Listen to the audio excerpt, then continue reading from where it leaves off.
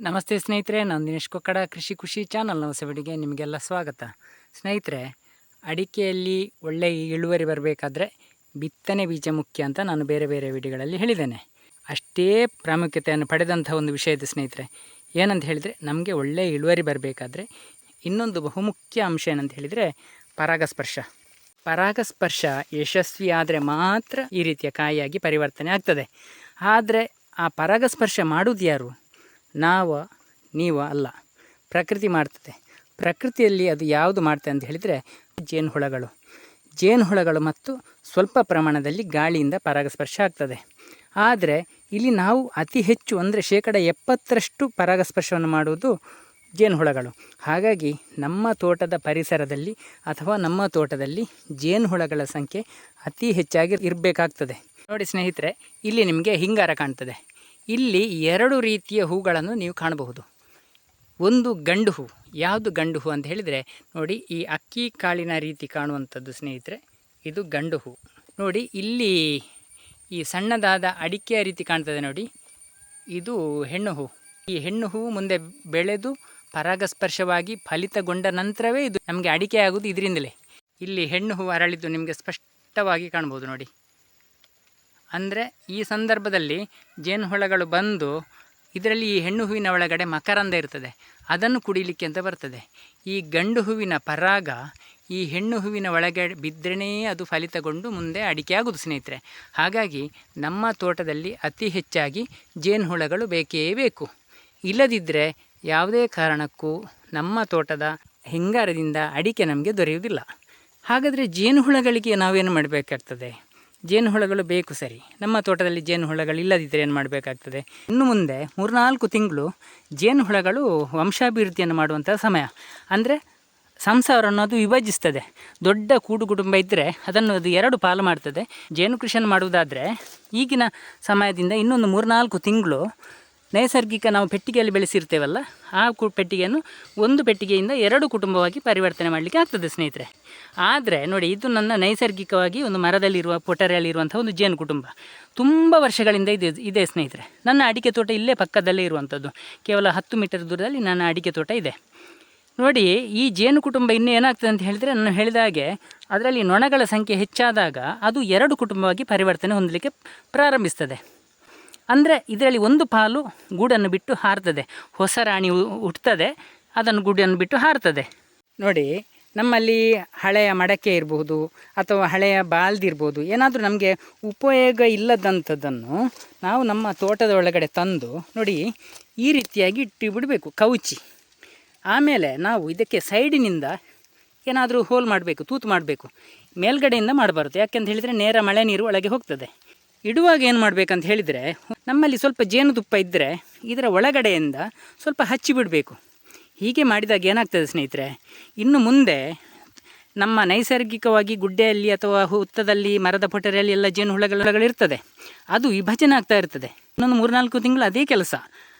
ಅದು ವಿಭಜನೆ ಆದಂತಹ ಜೇನುಹುಳಗಳು ಅದು ಸಂಸಾರವನ್ನು ಇನ್ನೊಂದು ಕಡೆ ವರ್ಗಾವಣೆ ಮಾಡ್ತದೆ.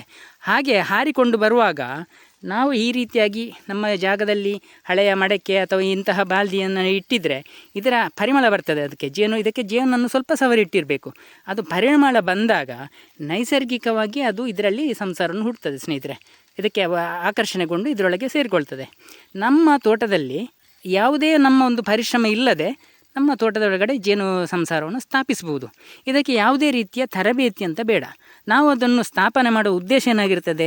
ಜೇನುತುಪ್ಪವನ್ನು ತೆಗೀಲಿಕ್ಕೆ ಅಲ್ಲ, ನಮ್ಮ ತೋಟದಲ್ಲಿರುವಂತಹ ಪರಾಗಸ್ಪರ್ಶ ಹೆಚ್ಚಾಗಲಿಕ್ಕೆ, ನಮ್ಮ ಇಳುವರಿ ಹೆಚ್ಚಾಗಲಿಕ್ಕೆ. ಇದಕ್ಕೆ ಯಾವುದೇ ರೀತಿಯ ತರಬೇತಿ ಬೇಡ ಸ್ನೇಹಿತರೆ.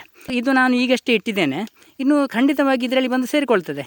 ಈ ರೀತಿ ನಾವು ಕೃಷಿಯಲ್ಲಿ ಸ್ವಲ್ಪ ಏನಾದರೂ ಮಾಹಿತಿಯನ್ನು ತಿಳ್ಕೊಂಡು ಕೃಷಿ ಮಾಡಿದರೆ ಖಂಡಿತವಾಗಿಯೂ ನಮ್ಮ ತೋಟದ ಇಳುವರಿ ಹೆಚ್ಚಾಗಿಯೇ ಆಗ್ತದೆ. ಬನ್ನಿ ಇದರ ಬಗ್ಗೆ ಸ್ವಲ್ಪ ಇನ್ನೂ ಹೆಚ್ಚಿನ ಮಾಹಿತಿ ತಿಳಿಯೋಣ. ನಾವು ಎಲ್ಲಿಯಾದರೂ ಜೇನು ಕುಟುಂಬದ ಜೇನು ವಿಷಯದ ಬಗ್ಗೆ ತರಬೇತಿ ಹೊಂದಿದರೆ ನೋಡಿ, ಈ ರೀತಿಯ ಪೆಟ್ಟಿಗೆಯನ್ನಿಟ್ಟು ನಮ್ಮ ಪರಾಗಸ್ಪರ್ಶವನ್ನು ಹೆಚ್ಚಿಸ್ಕೊಳ್ಬೋದು. ಅಷ್ಟೇ ಅಲ್ಲದೆ ಜೇನುತುಪ್ಪವನ್ನು ಕೂಡ ಪಡಿಬೋದು. ನೋಡಿ, ನಾನು ಕೆಲವು ಪೆಟ್ಟಿಗೆಗಳನ್ನು ಇಟ್ಟಿದ್ದೇನೆ. ನನಗೆ ಜೇನುತುಪ್ಪವೂ ಸಿಗ್ತದೆ, ನನಗೆ ಪರಾಗಸ್ಪರ್ಶವೂ ಆಗ್ತದೆ. ಅಲ್ಲದೆ ನೈಸರ್ಗಿಕವಾಗಿರುವ ಜೇನುಗಳನ್ನು ಕೂಡ ಉಳಿಸಿಕೊಂಡಿದ್ದೇನೆ. ನಮ್ಮ ತೋಟದ ಸುತ್ತಮುತ್ತ ಜೇನು ಕುಟುಂಬ ಕೂತಿದ್ದರೆ ಅದನ್ನು ಯಾವುದೇ ಕಾರಣಕ್ಕೂ ತೆಗೀಲಿಕ್ಕೆ ಹೋಗಬೇಡಿ ಸ್ನೇಹಿತರೆ. ಯಾಕಂತ ಹೇಳಿದರೆ ನಿಮಗೆ ಜೇನುತುಪ್ಪ ಬೇಕಾದರೆ ಒಳ್ಳೆಯ ಮಾರುಕಟ್ಟೆಯಿಂದ ಉತ್ತಮ ಪರಿಚಯದವರಿಂದ ಒಳ್ಳೆಯ ತುಪ್ಪವನ್ನು ಖರೀದಿ ಮಾಡಿಕೊಳ್ಳಿ, ಅವರಿಗೊಂದು ಪ್ರೋತ್ಸಾಹ ಕೊಟ್ಟಾಗೆ ಆಗ್ತದೆ. ಆದರೆ ನಿಮ್ಮ ತೋಟದಲ್ಲಿರುವ ನೈಸರ್ಗಿಕ ಜೇನನ್ನು ನೀವು ತುಪ್ಪಕ್ಕಾಗಿ ತೆಗೆದ್ರೆ ಅದು ಕುಟುಂಬ ಅಲ್ಲಿಂದ ಬೇರೆ ಕಡೆ ಪಲಾಯನ ಮಾಡ್ತದೆ, ನಿಮ್ಮ ತೋಟದ ಇಳುವರಿ ಕಮ್ಮಿ ಆಗ್ತದೆ. ಈ ರೀತಿಯ ಪೆಟ್ಟಿಗೆಯಲ್ಲೆಲ್ಲ ಸಿಗ್ತದೆ ಸ್ನೇಹಿತರೆ. ನೋಡಿ, ಇದರಲ್ಲಿ ಯಾವುದೇ ಕುಟುಂಬ ಇಲ್ಲ, ಆದರೆ ನಾನು ಖಾಲಿ ಪೆಟ್ಟಿಗೆ ಇಟ್ಟುಬಿಟ್ಟಿದ್ದೇನೆ. ಯಾಕಂತ ಹೇಳಿದರೆ ಇಲ್ಲಿ ಬಂದು ಜೇನು ಕುಟುಂಬಗಳು ಸೇರಿಕೊಳ್ಳುವ ಸಾಧ್ಯತೆ ಇದೆ.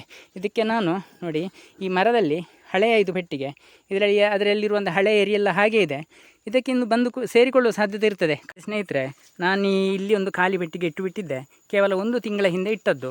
ಈಗ ಈ ಪೆಟ್ಟಿಗೆಗೆ ಹೊಸ ಕುಟುಂಬ ಬಂದು ಸೇರಿಕೊಂಡು ಒಂದು 10 ದಿನ ಆಗಿದೆ. ಬನ್ನಿ ನೋಡುವ ಏನು ಮಾಡ್ತಾಯಿದೆ ಅಂತ.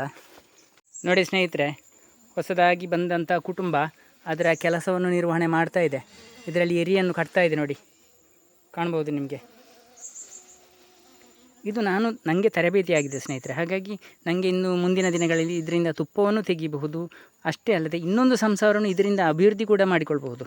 ಅಂದರೆ ಒಂದು ಪೆಟ್ಟಿಗೆಯಿಂದ ಇನ್ನು ನಮಗೆ 3-4 ತಿಂಗಳಲ್ಲಿ ನಮಗೆ ಮಾಹಿತಿ ತರಬೇತಿಯೆಲ್ಲ ಇದ್ದರೆ ಒಂದು ಪೆಟ್ಟಿಗೆಯಿಂದ ವಿಭಜನೆ ಮಾಡ್ಬೋದು, 2 ಪೆಟ್ಟಿಗೆ ಮಾಡ್ಬೋದು, 3 ಪೆಟ್ಟಿಗೆ ಮಾಡ್ಬೋದು.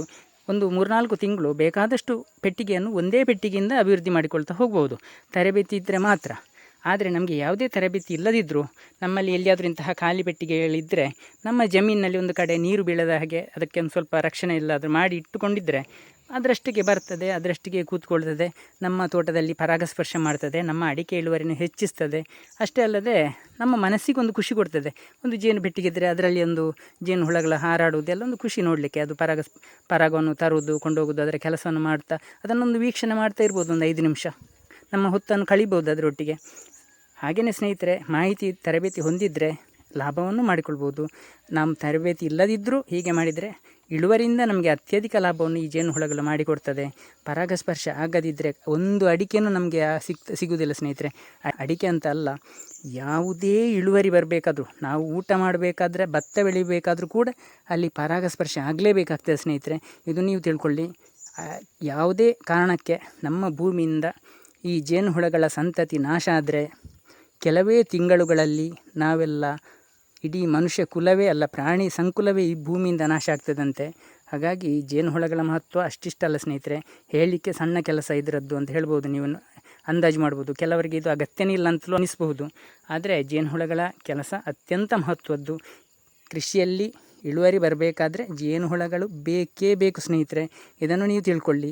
ಯಾವುದೇ ಕಾರಣಕ್ಕೂ ರಾಸಾಯನಿಕವನ್ನು ಹಿಂಗಾರ ಅರಳುವ ಹಂತಕ್ಕೆ ಸಿಂಪಡಣೆ ಮಾಡಲಿಕ್ಕೆ ಹೋಗಲೇಬೇಡಿ. ಹಿಂಗಾರ ಅರಳುವ ಸಮಯದಲ್ಲಿ ಜೇನುಹುಳಗಳನ್ನು ಆಕರ್ಷಣೆ ಮಾಡ್ತಾ ಇರ್ತದೆ.